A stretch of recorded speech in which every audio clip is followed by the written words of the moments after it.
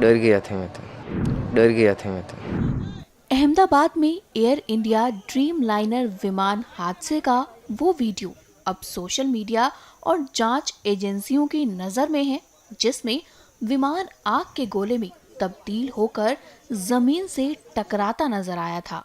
बता दें कि इस दिल दहला देने वाले वीडियो को शूट करने वाला कोई बड़ा पत्रकार या कैमरामैन नहीं, बल्कि 17 साल का एक लड़का है जिसका नाम आर्यन असारी है। आर्यन ने सोचा भी नहीं था कि वो एक ऐतिहासिक दुर्घटना का गवाह बन जाएगा।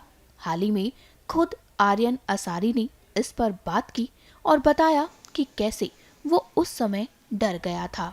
सुनिए आर्यन ने खुद और क्या क्या कहा।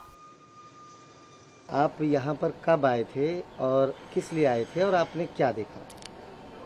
હું यहाँ હું यहाँ 12 જૂન को आया था અને મને વિમાન જોયું પાસથી તો મને એવું લાગ્યું કે આ પાસથી જાય છે તો વિડીયો ઉતારું તો મારે દોસ્તને બતાવી એટલા માટે મેં વિડીયો ઉતાર્યો તો વિમાન જતું હતું તો એરપોર્ટ છે તો એરપોર્ટ પર ઉતરે છે એવું લાગ્યું હતું મને. હવે નીચે ઉતરીએ તો આગ નીકળી તો ગમ પડ્યો, ब्लास्ट થઈ ગઈ છે.